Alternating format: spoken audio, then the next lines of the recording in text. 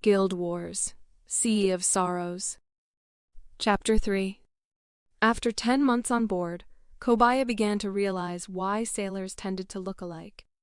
The blazing sun and fierce winds of the sea weathered his skin, tanning it to a deep brown even as the labor tightened his muscles into cordwood.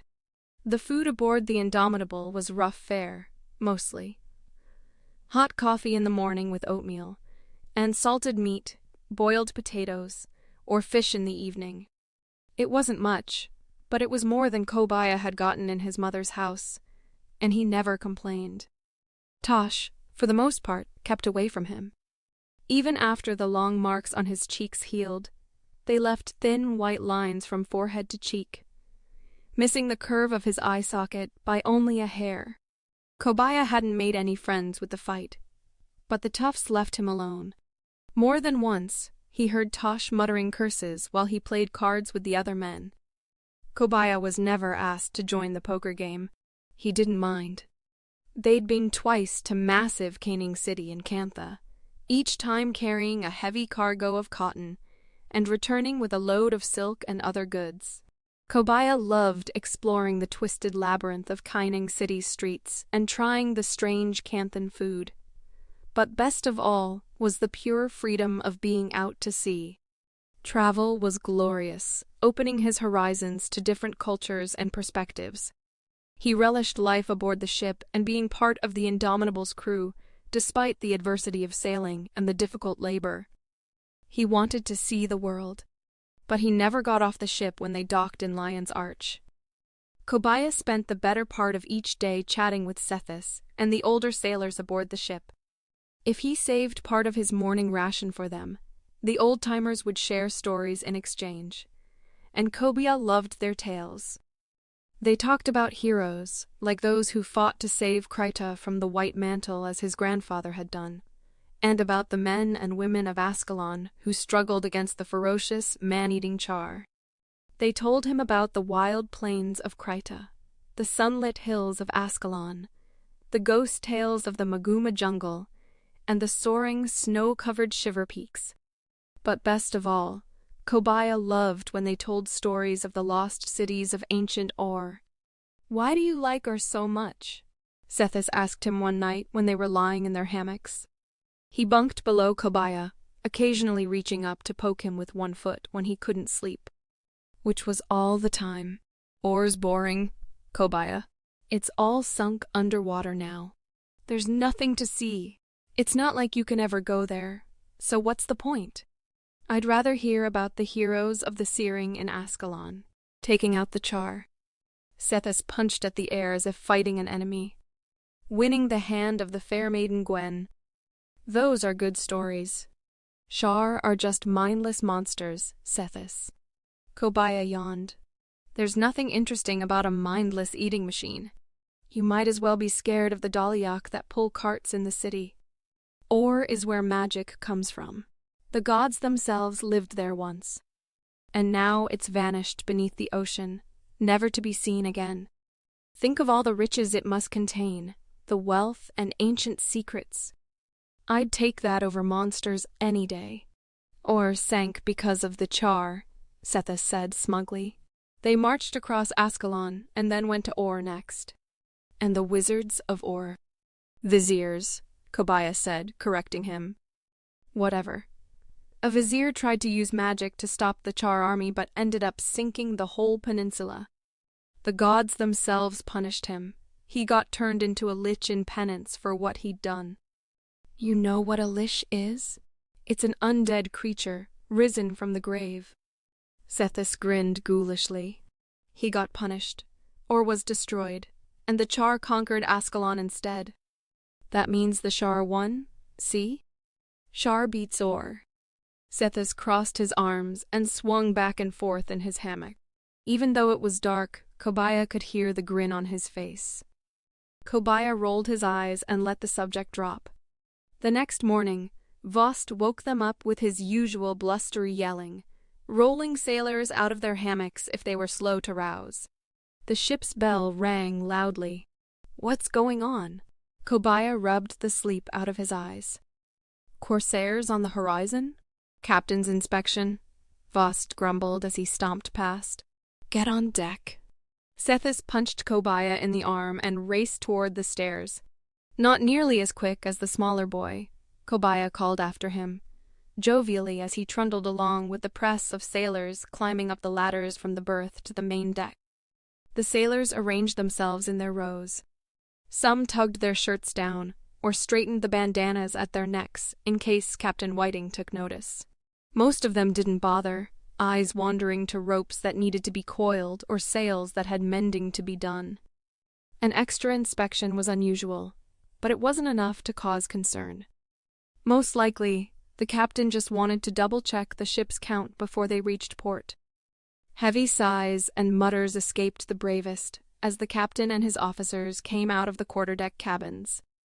Gah! Get it over with, Kobaya grumped under his breath. Daylight was wasting.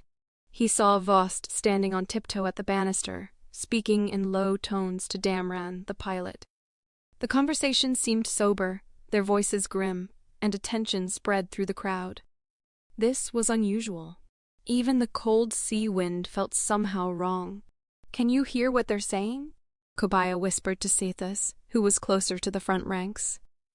Sethis squinted and tried to put together the bits he could hear. Sounds like a ship was sighted last night. The men on watch late said they saw something signaling, flashing lights at us. A message? What did it say? He got no answer. One of the older sailors in the front row hushed them with a hiss and a glare. As Vost stepped back, Captain Whiting moved gingerly toward the banister. His emerald baldric shifted about his tubby belly, the medals of honor twinkling and clanking with each uncertain step. The captain paused to exchange a few words with his first mate and the old navigator, then ran one lace-cuffed hand through the sparse hair atop his forehead with a gesture that spoke volumes. Kobaya watched him interestedly, wondering what had the officers in such a strange state. Usually they spent only a few minutes on the quarterdeck, the thick brass banister separating the crew's world from the high heaven of the pampered officers. But today, instead of tossing a glance over the crew and heading back inside, Captain Whiting sidled to the railing with obvious discomfort. He gripped the brass rail with both hands, cleared his throat, and began, hesitantly, to speak. "Gentlemen and ladies," he said to the crew, staring out over their heads in awkward formality. Kobaya blinked. The captain's voice was thin, nasal, not at all what he'd have expected to come from the man's barrel chest. He'd thought it would have more gravity. Instead, the master of the Indomitable sounded like a sheepish schoolboy addressing the class. "King Bade has given us new orders. A creature has been sighted in these waters. It's wreaked havoc on 2 of his vessels, and now we're tasked with tracking down the monster and destroying it. Therefore, our normal voyage has been postponed. We are the only ship of the line in the area." Whiting shifted from foot to foot, gauging his words. Or possibly, Kobaya guessed, trying to remember how he'd rehearsed them. "We're well armed and well crewed. Nothing will deter us from the king's duty." Captain Whiting lifted his hat and ran a hand through his thinning shock of hair. "Once we have ascertained the issue, we will return to Lion's Arch and bring word to the king at his palace. Only then will we resume our voyage to Cantha and deliver our cargo." He coughed, lowering his eyes to stare down at his polished boots. Whiting finished lamely, that is all. Battle. Kobaya's heart leapt in his chest. He'd never seen a ship-to-ship fight, but he'd often imagined the Indomitable's cannons thundering over the waves as the galleon nimbly danced through currents. He dreamed of sails stretched to their capacity, boards creaking with the force of a sudden turn. What an adventure! Vost stepped in front of the ranks, shooting a concerned glance over his shoulder at the 3 officers on the quarterdeck. With a roar, he called out, "You louts heard the captain! Back to work, and twice as hard, or I'll flog your hides myself. Tack her rudder north by northwest, back toward Kryta, and make it fast." The sailors scrambled to obey, running for the sail ropes and the ship's rudder. Kobaya scrambled up the netting beside the galleon's mainsail, Sethis racing him to the top. "Vost's kidding, right?" Kobaya gasped, swinging aloft on a knotted rope. "We're halfway to Cantha on the Sea of Sorrows. The only thing north of us is the wreckage of ore." Sethis looked distinctly less pleased. He pulled himself up onto the high yard, the upper crossbar of the main topsail. "Why us? Sethis, why are we headed to Ar?" Sethis shrugged. "Everyone knows our captain's a special favorite of King Bade. He's dining at the palace most of the time we're docked in Lion's Arch. My guess is that Captain Whiting talked up the Indomitable. And now that there's a problem, he's going to have to live up to his bragging. Well, we're on a good ship. We've got a lot of firepower and a full load of munitions. This'll be a breeze." Kobaya swung out on the spar, tying a rope around his waist before he crawled out to cut free the sail. "The Indomitable can handle anything. Kobaya, we're talking about Ar. Those are dangerous waters. We'll be sailing through sharp corals and rock pillars. There are broken stone ruins under the sea capable of tearing open our hull if the tide's too shallow, and the tide there is completely unpredictable." Sethis looked pale. "I don't care what the tales say. No sane captain sails there. It's like asking to have your keel ripped open and your belly eaten by crate. Come on, Sethis. You're just angry we aren't sailing to Ascalon," Kobaya teased, pulling up the free-hanging ropes as he sat balanced on the crossbar. "Ascalon doesn't have a coastline, you nitwit. It's landlocked." Sethis coiled the netting slowly in his hands. His dark hair fluffed out with the rippling breeze, brushing away from worried features. The ship was turning her bowsprit into the wind, and below them the ship rocked lightly to the side, altering her course with the movement of the rudder and recalibration of the galleon's tremendous white sails. "Nobody goes to Ar, Kobaya. It's a cursed land, a dead land, a drowned country that the gods themselves abandoned," Sethis murmured over the rush of the wind. "I don't care what the king thinks is important. We shouldn't be going there. If we get too close, that land will curse our ship too." A shiver ran down Kobaya's spine, but he laughed it off. He'd heard such rumors before. Sailors were notoriously superstitious and had an irrational trust in everything from the number of knots used on the sail ropes to coins thrown into stormy seas to appease the god of death before a voyage. A mere whisper of bad luck could make the swabs turn white and start muttering about curses and evil eyes. Nothing more than sailors' talk. "Look there." One hand clutching the crossbar between his legs, Sethis raised his other to point toward the ship's bow. From their vantage at the top of the Indomitable's mast, Kobaya could see a darkness on the horizon, a place where the waters turned into moving shadows beneath the storm. The sky there was green with sickly storms and black with clouds, and lightning flashed in the depths like twisting eels fighting in clouded waters.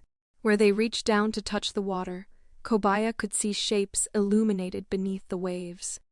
At first he thought these were merely rocks, bits of island, or coral formations just below the white-foamed surface. As he peered longer, he began to pick out regular and oddly distinct edges, the features taking strangely familiar form. Spires, pointed stone rooftops, like the high pointed tops of churches and meeting halls in Lion's Arch, but standing beneath the surface of the sea. Startled, Kobaya narrowed his eyes and tried to see more. "What are those?" "Those are the ruins of one of the great cathedrals of Or. Legend doesn't say which one. Sailors call them Malcor's fingertips." Sethis shivered, pulling himself back up onto the spar to stare out over the sea. Ships don't cross that threshold. When the pilot sees those black spires, you turn back. "Malcor? An old legend," Sethis said. "Malcor was a great artist who carved statues of the gods. After he was done carving their statues, the gods shut themselves away from mankind. But Malcor had fallen in love with Dwayna. He couldn't stand thinking that he'd never see her again, so he threw himself into the ocean and drowned. Sailors say those steeples are Malcor's hands reaching out of the sea toward the heavens, trying to touch the gods that left him behind so long ago. Kobaya looked at the faint pillars of stone at the edge of the horizon's curve. They did look a little like fingers. That's where the seas of ore begin? Yeah, right at that line of stones. What's beyond? Ore itself. They say the water there is as black as night, like ink's been poured into the waves. It never gets lighter, and the sun never warms it. Sailors have used Orion water to freeze things even in the Maguma jungle's heat. Just one drop turns meat in jerky. A canteen could ice over even the fires of Sorrow's furnace. Superstition, Kobaya snorted, but he didn't take his eyes off the sea. In his time as a sailor, Kobaya's stomach had never given him an inch of trouble. Come smooth seas or rolling winds, he'd never been seasick, and he'd never offered a sailor's prayer over the side of the deck. Suddenly, thinking about sailing over the depths of a land abandoned by the gods and cursed by haunts, Kobaya felt his belly roll over. He'd been excited before when ore was a figment of his imagination. Now that he could see black stone fingers reaching up out of the ocean's murky depths, he suddenly felt the tang of fear. "Do you think we'll find the monster that the king is looking for?" Kobaya whispered, coiling salt-roughed rope around his elbow and wrist. "Does it live in ore?" "I don't know," Cetus answered in a somber tone. "But I do know that no ship that sails beyond Malcor's fingers," Cetus gulped, suddenly looking down at his net, "ever comes back.